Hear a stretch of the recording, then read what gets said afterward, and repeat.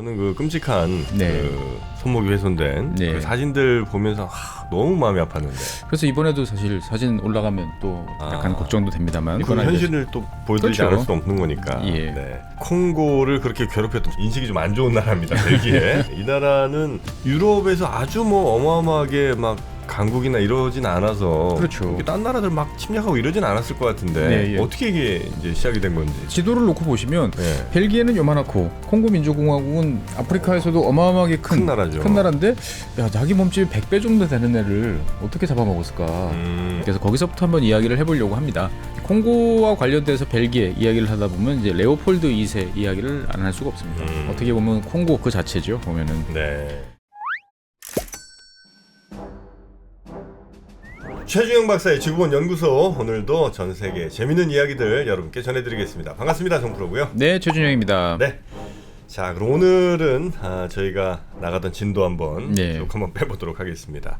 벨기에. 네. 벨기에. 많은 분들이 이제 벨기에 네. 하면 왜 이 이야기 안 하냐 그러니까요. 이렇게 말씀하시죠. 보면 어떻게 보면 지구본 연구소 옛날 초창기 네. 거 콩고 얘기하면서. 그렇죠. 네. 예, 뭐 복습차. 그리고 또 한편 그때는 이제 주로 콩고의 입장에서 이야기를 했다면 이번에는 이제 벨기에 입장에서 한번 네. 이야기를 해보는 복습하는 시간 정도로 생각하시면 되겠습니다. 아주 그때 저는 그 끔찍한 네. 그 손목이 훼손된 네. 그 사진들 보면서 너무 마음이 아팠는데. 그래서 이번에도 사실 사진 올라가면 또 이렇게 뭔가 나오지 않을까 약간 걱정도 됩니다만 근데 또 그 현실을 또 보여드리지 그렇죠. 않을 수 없는 거니까. 예. 네.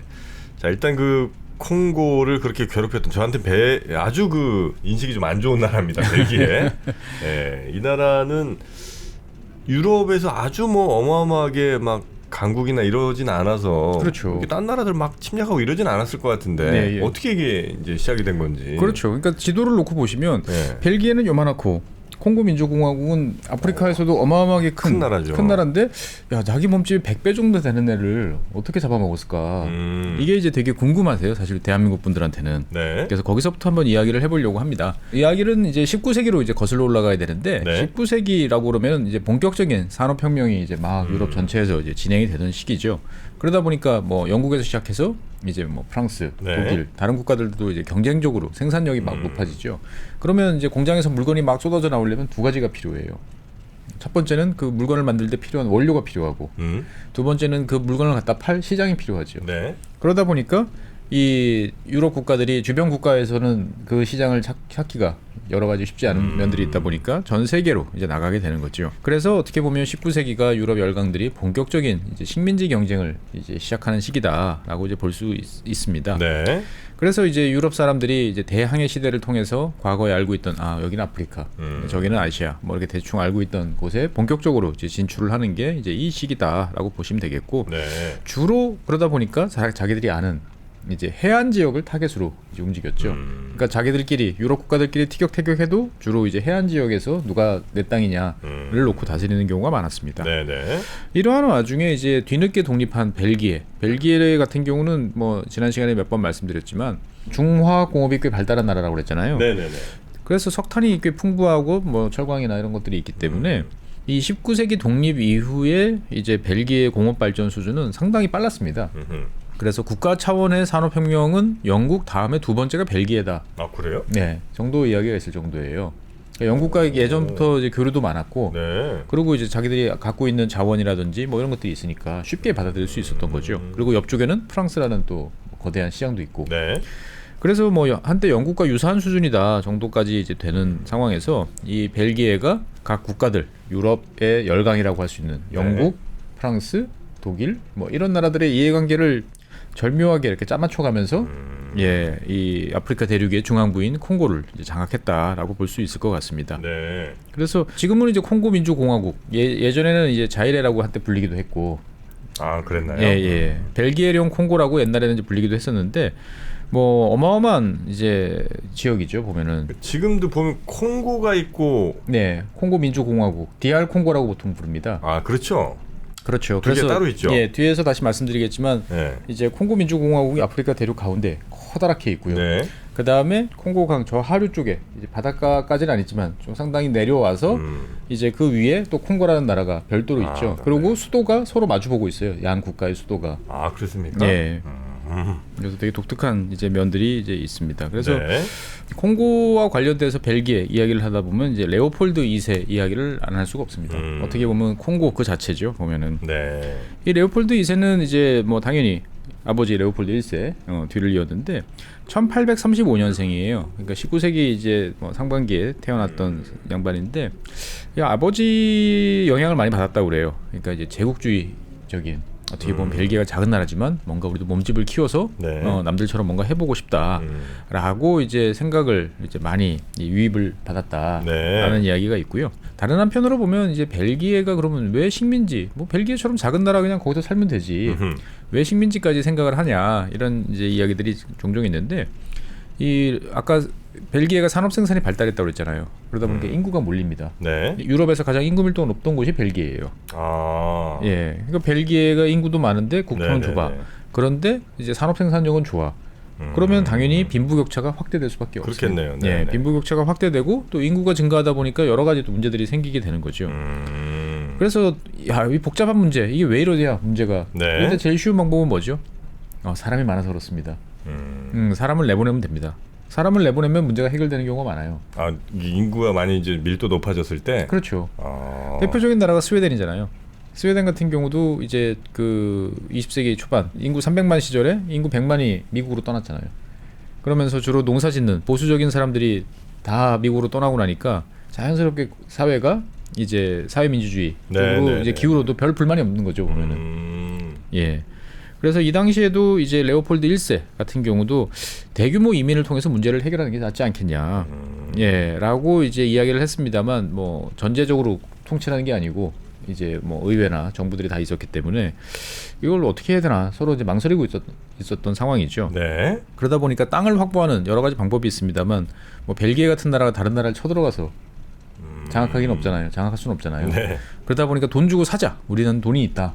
아, 돈으로 사요? 네, 그래서 식민지를 돈 주고 살려고 되게 여러 곳을 막 찔러봅니다. 예, 우리 부동산 가서 여기저기 막 찔러보는군요. 임장하듯이. 예, 그래서 첫 번째로 찍었던 곳은 지중해에 있는 섬 크레타 섬입니다. 그리스 예. 크레타요? 예, 그래서 여기를 한번 사보려고 이제 시도도 해보고 그 다음에 이제 저 카리브해로 넘어가서 이제 쿠바를 한번 사보겠다. 쿠바. 예, 이런 이야기를 하기도 했고, 그래서 계속 섬만 보다 보니까 야, 좀 안정적으로 육지에서 살고 싶어, 뭐 이런 생각이 들었는지 이번에 텍사스로 갑니다. 미국의 텍사스요? 예, 텍사스가 아직 이제 그 미국으로 병합되기 전에 예, 독립국가 잠깐 있었죠. 보면은 그 시절에 거의 합의를 봤어요. 아, 텍사스를 벨기에가 하기로. 텍사스 중에서 이제 일부 지역을 돈 주고 사는 거죠. 근데 이제 미국이 이제 똑똑 두드리는 거죠. 우리 좀 있으면 걔 병합할 거거든. 괜히 나서지 마라.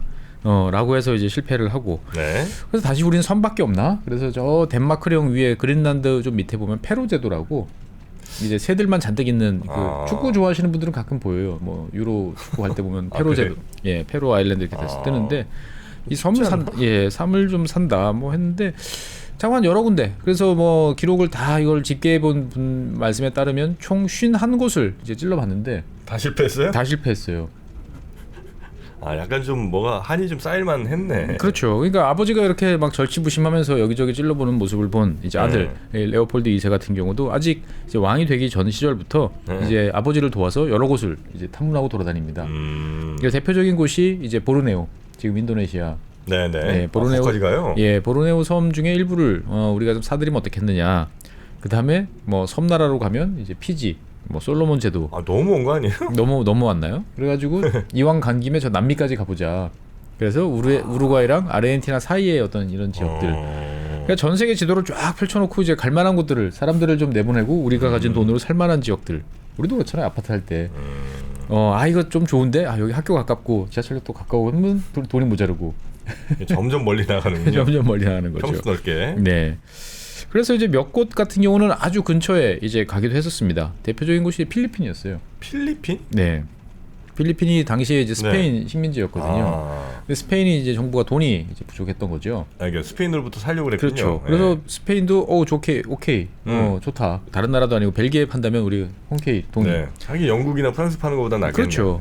그런데 이제 그 딜을 하다 보니까 벨기에가 우리 가진 돈으로 안 되겠다. 너무 크다. 돈이 부족해요. 그렇죠. 쪼개서 팔면 안 되겠니? 그때 안 돼. 그래가지고 이제 결국 결렬이 됩니다. 네. 그러고 난 다음에 이제 이왕 아시아에 온 김에 쭉 보다 보니까 이제 지금 베트남이죠. 베트남의 이제 통킹만 이제 주변 지역들 네네. 당시 이제 프랑스가 이제 가지고 있던 지역인데 이 지역 우리가 좀 사겠습니다라고 이야기를 하니까 프랑스도 괜찮지. 뭐 우리 옆에 있던 벨기에니까. 그럼 괜찮아. 이야기 해보자. 그래서 거의 합의에 다 갔는데 그 19세기 이제 후반에 이제 프랑스가 여러 번 정치적 격변을 겪었는데 네. 그러한 이제 정치적 환경의 변화로 인해서 없던 이야기가 돼버렸습니다. 아, 벨기에 한이 많이 쌓였겠네 진짜. 그렇습니다. 그러니까 네. 이제 아버지 아들이 전 세계 지도를 놓고 맨날 여기 살까 저기 살까 그렇게 하다가 아무데도 안 되니까 이 레오폴드가 이제 이 2세가 이제 왕으로 올라간 다음에 야 다른 데는 다 포기. 이제 아프리카다. 아프리카. 예, 1875년에 네. 이제 이렇게 총력전을 이제 기울이기로 이제 선언을 합니다. 내부적으로. 아프리카도 근데 웬만한 해안 지역부터는 다 뭐 그렇죠. 영국, 프랑스, 독일 뭐 이런 데들 가져갔을 거 아니에요. 그렇죠. 그래서 일단은 도대체 아프리카가 얼마나 큰지 어느 지역이 좋은지 이런 정보들을 이제 얻으려고 이제 여기저기 탐문을 이제 하기 시작을 하는 거죠. 우리도 집 살 때 보면은 그 집에 대한 이제 제일 좋은 것들은 사는 사람들 이야기 들어보는 사이트들이 인기 좋잖아요. 네네. 네, 밖에서 보는 것도 있지만. 네. 그래서 이제 아프리카에 관한 정보들은 어디서 얻느냐? 당시에는 이제 탐험의 시대였죠. 네. 예, 탐험의 시대다 보니까 이 탐험가들이 아프리카를 쭉 그 탐험하고 이것들을 신문 기사로 이제 올리는 경우가 많았어요. 네. 그래서 19세기에 이루어졌던 많은 일들 중에 재미있는 것들은 신문사가 후원을 해서 이루어진 일들이 많아요. 그러니까 이제 아프리카 탐험 이런 것 같은 거 탐험 비용을 조달해야 되잖아요. 네. 언론사에서 비용을 조달해 주는 거예요. 그 다음에 너가 가서 이제 어떻게든 기사를 써서 보내라 중간 중간에. 그러면은 이제 독자들이 이제 독점 연재니까 네. 신문을 사서 볼 거 아니에요. 재밌으니까 신문 사서 보고 신문은 뭐 팔아서 좋고. 그렇죠. 대신 이제 그 정보들이 또 어떤 데에서는 국가적으로 이용되기도 하고요. 그렇습니다. 그래서 뭐 이를테면은 그 프랑스 유명한 뭐 자전거 경기 뚜르드 프랑스 뭐 이런 거 있잖아요. 네네네. 예. 그런 거 같은 경우도 신문사에서 시작을 했던 거예요. 그래요? 예. 많은 뭐 자동차 경주 이런 것도 마찬가지고. 그래서 당시에 이제 이 아프리카 탐험가들이 되게 많았는데 네. 그 중에서 원탑 제일 유명한 사람은 이제 데이비드 리빙스턴이라는 사람이었죠. 리빙스턴? 예, 리빙스턴. 예전에 위인전에서 읽은 것 같은데. 읽으셨죠. 예. 네. 그래서 막 이제 누가 찾아와서 리빙스턴 선생님이십니까? 이렇게 물어보는 그 한 장면. 네, 네. 예, 그 장면 이야기예요. 아. 예. 그래서 이 리빙스턴 같은 경우는 아프리카 내륙 지역을 이제 탐험하는 유명한 탐험가였고, 그래서 뭐 어떻게 보면 이걸 발견이라고 하기도 참 애매하지만, 서양 사람이라고 하죠. 서양 네, 사람이 네, 최초로 빅토리아 폭포를 이제 발견하기도 한. 아프리카 내륙에 있는. 예. 그래서 이제 아프리카 내륙을 쭉 돌면서 탐험도 하고 선교 활동도 같이 하는 네, 이제 네. 그러한 존재였죠. 그래서 노예 무역에 대한 어떻게 보면 이런 참상 이런 것도 이제 고발을 하고 했는데 어느 날 갑자기부터 연락이 안 돼요. 리빙스턴이. 예. 그러니까 전 세계 사람들이 궁금한 거죠. 예. 죽었는지 살았는지. 죽었는지 살았는지도 궁금하고 그러다 보니까 1871년에 야 이게 뉴스거리가 되겠다라고 생각했던 이제 미국의 뉴욕 헤럴드지가 자기네 기자한테 너 가서 아프리카에서 리빙스턴을 찾아와. 라고 기자들이 그걸 막 했어요. 예. 그래서 헨리 보턴 스탠리라는 기자한테 이제 아프리카 대륙에서 리빙스턴 찾기라는 네. 미션을 줍니다. 스탠리. 예. 네. 그래서 아프리카 대륙을 이제 뭐 그 전까지 어디선가 들던 소문들이 있으니까 예. 대상은 이제 좀 좁혀지는 거죠. 그래서 일단 살았나 죽었나 어디 있나를 열심히 뒤집니다. 그래서 그해 이제 11월달에 이제 탕가니아 호수 근처에서 만나요 두 사람이. 아 리빙스턴이랑. 네, 리빙스턴이랑 오. 스탠리 기자가 만나요. 그래서 이제 아까 말했던 리빙스턴이십니까? 네. 라고 이제 물어보는 어떻게 보면 지극히 평범한 그렇게 말로 시작을 하는 거죠. 야. 근데 리빙스턴 건강 상태가 너무 안 좋아서 그때 당시에. 예, 여행을 어떻게 할 수가 없었어요. 돌아가거나 뭐 할 수가 없었어요. 그래서 이 소식이 일단 알려집니다. 네, 이 네. 소식이 알려지니까 이제 리빙스턴 이제 영국 사람이었으니까 이제 영국 지리학회에서 저렇게 훌륭한 사람이 병으로 죽으면 안 되지. 라고 해서 구조대를 이제 보냅니다. 네. 그래서 버니 로벳 캐머런이라는 보통 이제 캐머런이라고 부르는 이 사람이 지휘하는 구조대를 보냈는데 도착을 하고 나니까 이미 사망한 상태예요. 그래서 이제 되게 허탈한 거죠. 네, 그래서 네, 일단 시신은 이제 본국으로 이제 보내는 방안으로 이제 갔는데 자기들이 이제 돌아가려니까 막막한 거예요. 이 아프리카 대륙을 막 절반쯤 헤치고 왔는데 예. 그러니까 이제 사람들이 그래도 돌아가야지라고 네. 생각했는데 이 캐머런이 엉뚱한 생각을 합니다. 이왕 이렇게 된 이상 네. 횡단을 한다. 횡단을 한다. 아프리카 동쪽에서부터 이렇게 한 절반쯤 왔으니까 내륙까지 왔는데 이제 아예 서쪽으로 가버린다. 그렇죠. 야 얼마나 힘들었는데 그걸 또 돌아가냐. 너 그 길 가고 싶냐? 야 앞으로 뭐가 있을지 모르겠지만 혹시라도 편하면 좋은 거 아니야? 돌아가는 길은 확정적으로 힘든 게 예, 확실하니까. 확실하니까. 이쪽은 뭐 힘들 수도 있고 안 안 힘들 힘들 수도 수도 있고. 있으니까. 네. 이왕 여기까지 온 상황이니까 네. 서쪽으로 가자. 그래서 서양인으로서는 처음으로 지금의 콩고 지역을 이제 탐사를 하게 됩니다. 그래서 예. 콩고를 지나가는군요. 예. 거기는 워낙 밀림이죠. 워낙 밀림이니까 뭐 들어갈 생각도 안 했고 위험할 것 같은데. 위험하죠. 그래서 많이 네. 죽고 했지만 어쨌거나 이제 횡단하는데 성공을 합니다. 네. 그러면서 이제 기본적으로 이제 지리 학회에서 보낸 사람이니까 여러 가지 지역 탐사도 하고 또 한편으로 보면 이제 정치적인 생각도 있어가지고 그 지역 주민들한테 이제 뭐 맡겨주고 야 여기다 도장 찍어. 영국 여왕한테 뭐 바칩니다. 뭐 이런 식으로 이제. 그래서 이제 갔다 와서 이제 이 발표를 하는 거죠. 내가 이런 도장을 받았고 그래서 이 보니까 콩고라는 지역이 엄청 큰 지역인데 하나의 거대한 분지더라. 그래서 이 지역은 이제 주변 지역하고 좀 다르기 때문에 이 지역을 다 영국 보호령으로 선언을 합니다 보면. 네. 예, 그래서 이제 받아주세요 이렇게 이제 이야기를 한 거죠. 근데 이제 이런 소식이 이제 흥미진진한 소식들이 네. 영국이나 이제 미국 신문에 막 나오고 있었던 거죠. 근데 이 레오폴드 2세가 이 영국 신문, 뭐 타임즈나 이런 신문들 열성 팬이었어요. 요즘 같으면 인터넷으로 클릭하면 되겠지만 네. 이 당시에는 어떻게 이 신문을 받아봤겠어요? 뭐 배달해서 받았겠죠. 그렇죠. 뭐. 예. 그래서 이제 벨기에 이제 영국에 있는 벨기에 대사관이나 이런 쪽에서 네네. 이제 기다렸다가 신문이 나오자마자 이거를 이제 기차에 실어가지고 왕한테 갖다 줘요. 예 도보로 보냅니다. 도보 해협에 도보로 보냅니다. 그러면 이제 야간에 이제 배가 출항을 해서 이제 그 오스텐트라는 이 지역으로 들어오면 거기서부터 이제 길차가 쫙 가요. 근데 신문 한 부 그 보내려고 네. 이 왕실 근처에 서기는 좀 그렇잖아요. 보면 그래가지고 이 신문을 튼튼한 박스 안에 넣었습니다. 종이 상자 저기 뭐 나무 괴짝에다가 그래가지고 지날 때 이렇게 던집니다. 그래요? 예, 던지면 이제 나와가지고 매일 일정한 시간이 지나니까 이제 받아오는 거죠. 받아오면 이제 시종들이 열심히 잘 다려가지고 다시 드리고. 예 왕한테 딱 드리는데 이 흥미진진하게 이렇게 쭉 이게 보이다 보니까 이 캐머룬 콩고를 지나간 이 캐머룬의 이야기를 쭉 보고 그래 이 땅이야. 라고 생각을 이제 하게 되는 거죠. 여기는 지금 아무도 내 땅이라고 주장하는 사람이 없으니까 네. 여기가 낫지 않을까라고 생각을 했던 거죠.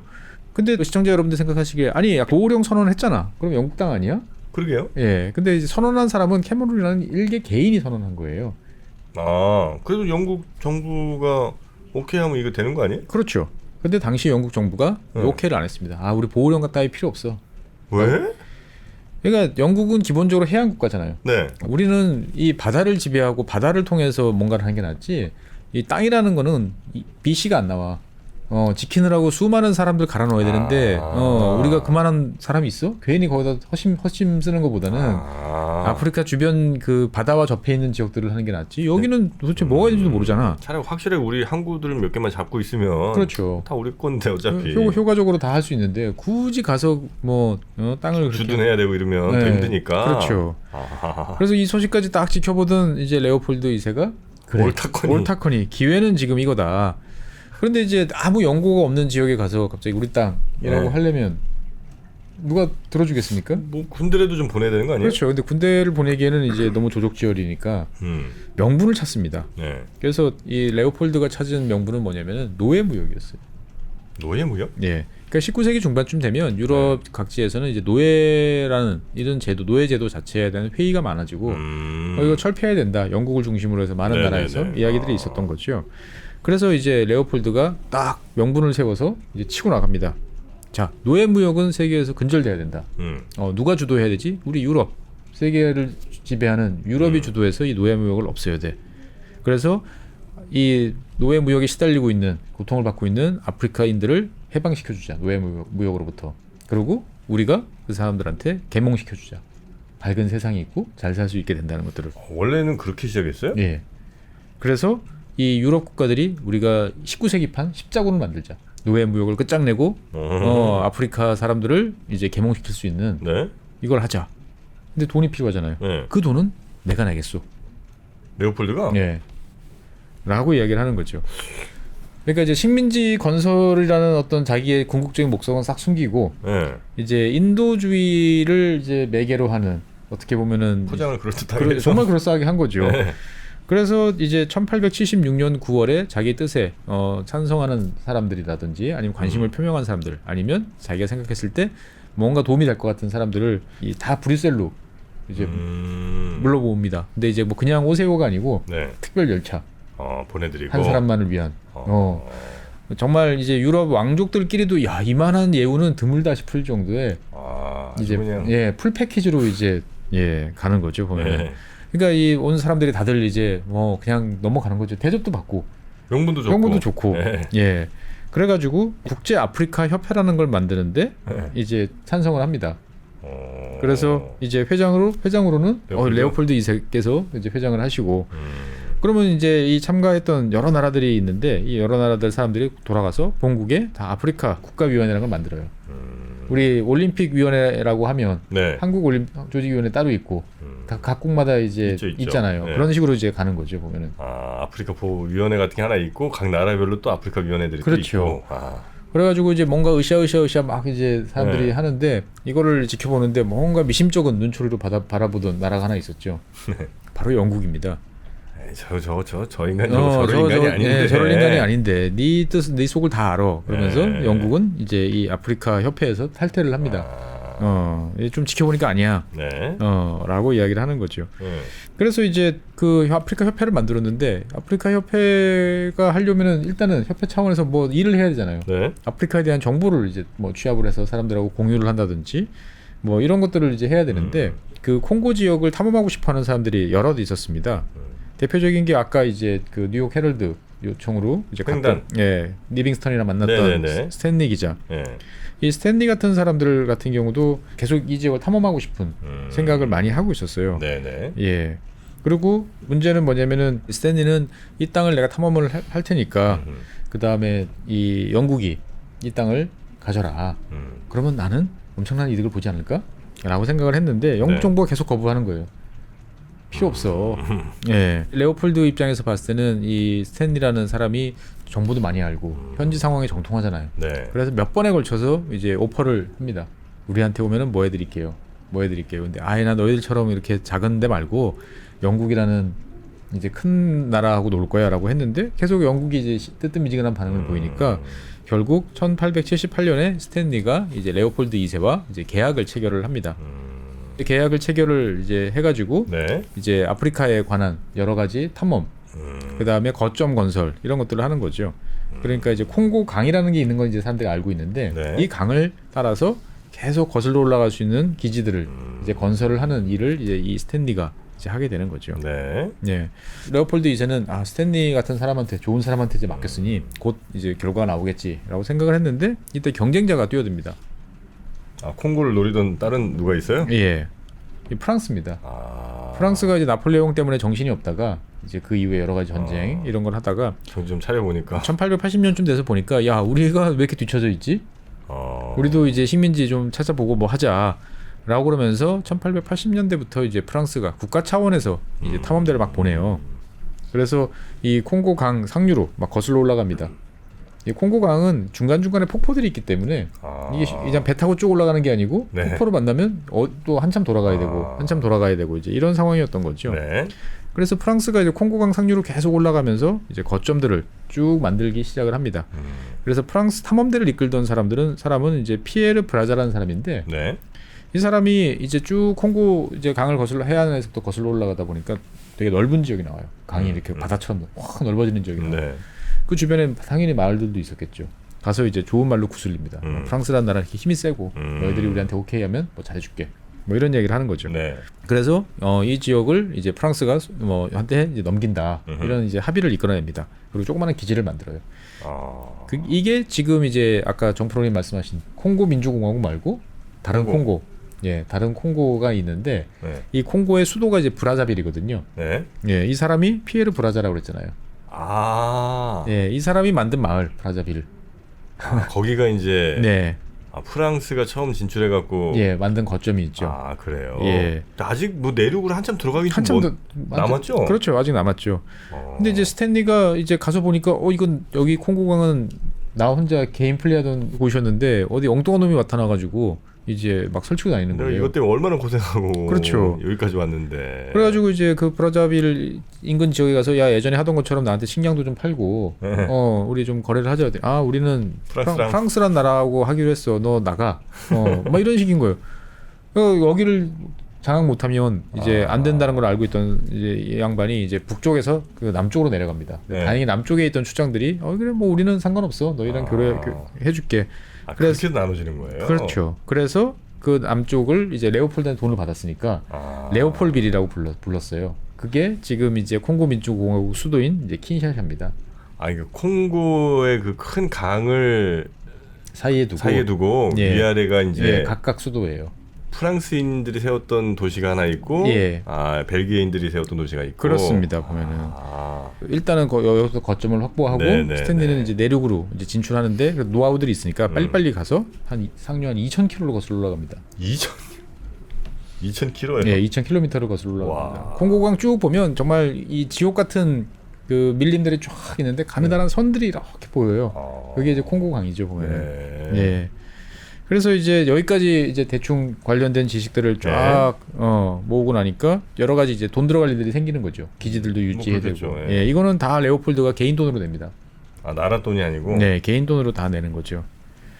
이러던 와중에 이제 프랑스가 이제 그 아까 말씀드렸던 피에르 브라자 이 사람이 이제 확보했던 그 지역을 이제 프랑스 영토로 만드는 결단을 단행을 합니다.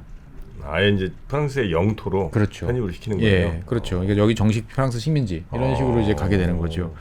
레오폴드 왕 입장에서 봤을 때는 아니 우리보다 훨씬 힘센 애들이 바로 강 건너편에 와서 저렇게 이야기를 하면 좀 있으면 강 건너서 내가 지금 기껏 하는 거 아니야? 그러니까 이게 걱정이 되는 거죠. 네. 나는 지금 스탠리라는 사람을 통해서 지금 아프리카 협회라는 어떤 협회 차원의 일로 가는데 국가가 뛰어들린다? 야 이거 게임이 이상해지는데? 라고 생각을 하면서 여기서부터 이제 천재적인 이제 협상력을 발휘를 합니다. 레오폴드가? 예. 자, 아프리카 협회 더 이상 필요 없을 것 같아.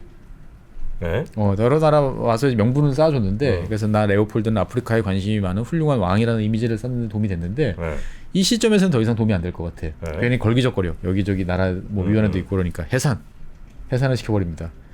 그리고 이름이 비슷한 국제 콩고 협회라는 걸 만들어요.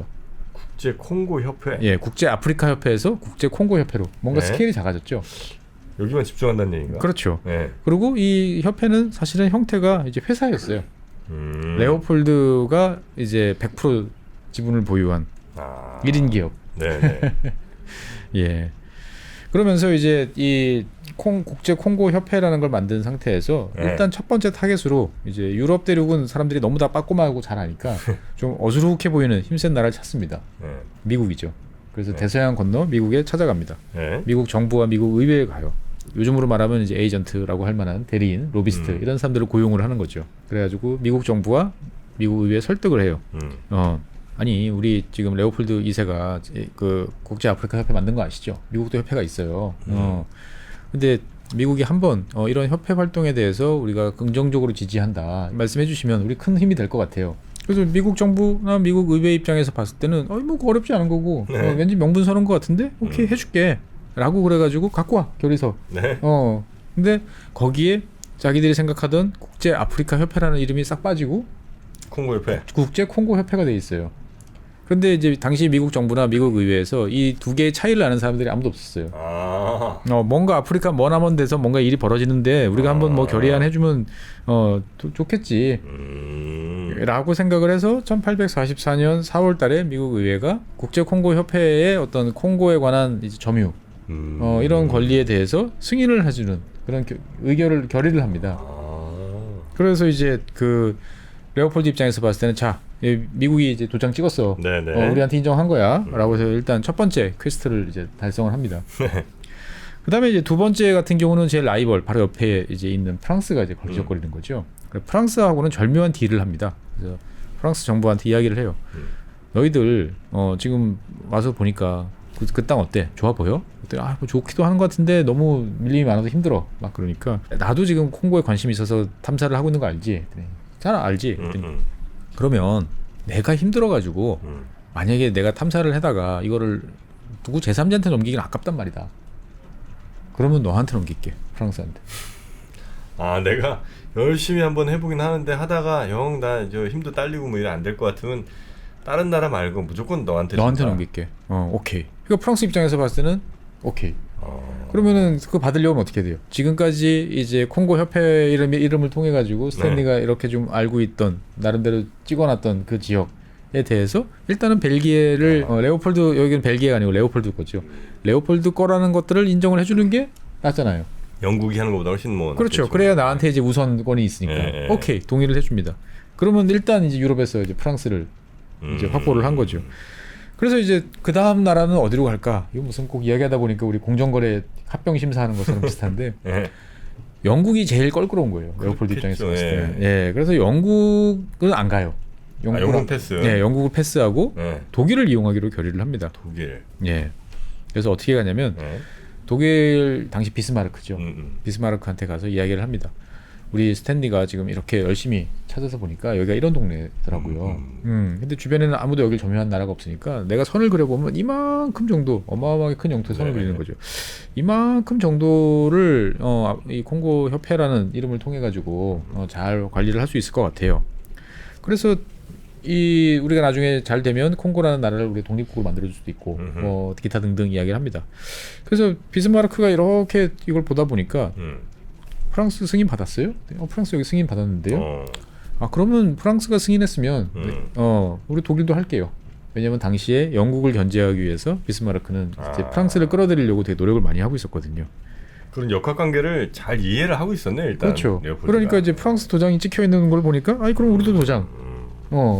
그렇게 해서 프랑스, 독일, 미국이 이 레오폴드가 콩고를 소유하는 거에 대해서 찬성을 하는 이제 상황이 된 거죠. 이 모습을 지켜보던 어떤 나라가 몸이 달았어요. 어디요? 포르투갈입니다. 포르투갈? 예, 당시에 이제 벌써 포르투갈은 이제 많이 이제 위축되어 있는 그런 상황이었는데 아니 이 콩고강 그 언저리 이 지역은 내 영토란 말이야 보면. 근데 왜 프랑스도 들어오고 지금 이제 레오폴드도 들어오고 이 뭔가 지금 스토리가 이상해진다. 아 원래 그쪽이 이제 포르투갈 예, 해안가 쪽인데 야, 이 문제를 이렇게 뭐 레오폴드 네 멋대로 하지 말고 정식으로 우리 논의를 해보자. 네. 라고 이야기를 합니다. 그래서 이제 국제 회의를 개최할 것을 요청을 해요. 자기들이 해봐야 아무도 안 오니까. 네. 그래서 이 요청을 비스마르크가 수용을 합니다. 예, 그래서 비스마르크가 다 모이세요. 아프리카 대륙에 관심 있으신 분들은 다 베를린으로 언제까지 모이세요.라고 이야기를 하는 거죠. 그래서 1884년 11월 15일 날 이제 베를린에서 이제 서아프리카 회의라는 이름의 아프리카 관련 회의가 국제 회의가 열립니다. 그래서 뭐 덴마크, 이탈리아, 뭐 러시아, 미국 등 합해서 한 13개 나라가 이제 참가를 해요. 네. 벨기에도 참석을 합니다. 콩고 협회는 여기서 이제 정식으로는 참석을 안 해요. 나라가 아니니까. 예. 하지만 이제 벨기에 대표단이 이제 콩고 협회죠. 이제. 네. 예. 그래서 비스마르크 입장에서 봤을 때는 회의석상에 이렇게 앉아 있는 사람들을 보면서 생각을 하는 거죠. 우리는 일단 지금 프랑스 편을 들어야 돼. 그래야 영국을 제어할 수 있어. 그래서 이제 첫 회의를 개최하면서 선빵을 날립니다. 콩고 협회가 지금 여러 가지 일을 하고 계신 거 아시죠? 일단 우리도 승인했고, 프랑스도 승인을 했고, 네. 미국도 승인했어요. 다른 나라들도 이제 곧 승인을 해야 되는데. 이거 승인을 거부하면 나 비스마르크 그리고 독일 제국에 대해서 뭔가 불만이 있고 대립할 것을 선언하는 것으로 난 받아들이겠습니다. 라고 강수를 확 던지는 거죠. 네. 그러니까 야씨 뭐 굳이 이것 때문에 영국 입장에서 봤을 때도 뭐 굳이 이것 때문에 지금 저 막 쑥쑥 크고 있는 이 독일이랑 맞서기 싫은 거죠. 영국 입장에서 봤을 때도. 자기들끼리 회의를 합니다. 이거 받아줘도 별 문제 없지? 별 문제 없습니다. 라고 해서 이제 12월 16일 날 이제 영국과 콩고 협회도 이제 아까 말씀드렸던 뭐 프랑스, 독일과 같이 이제 협상을 해서 조약을 체결을 합니다. 네. 그러니까 이제 뭐 영국, 프랑스, 독일이 다 있으니까 나머지 국가들도 뭐 그냥 줄줄이 밑에다가 도장 찍는 거죠. 그렇게 해서 이제 실제로 이제 콩고 협회가 콩고라는 거대한 지역을 소유하는 것에 대해서 유럽 국가들이 이제 동의를 이제 하게 되는 거죠. 근데 이제 동의를 하고 나니까 문제는 뭐냐면은 국경선을 어디에 그을 것이냐. 국경선을. 그렇죠. 그래가지고 이제 이 처음에 한껏 넓게 잡았던 이 국경선을 그대로 갑시다라고 이야기를 이제 하는 거죠. 근데 뭐 비스마르크 오케이, 뭐 프랑스도 오케이, 미국도 오케이 다 해주는데 영국은 난 그거 동의 못해. 그건 니들 희망사항이지. 니들이 거기 점유하고 있다는 개념이 없잖아. 우리가 지금 이 베를린 회의에서 결정한 게 뭐야? 어디를 지배하려고 하면 실효적으로 지배해야 된다라는 실효 지배라는 개념을 앞에다 설명해놓고 너희들 지배하고 있어?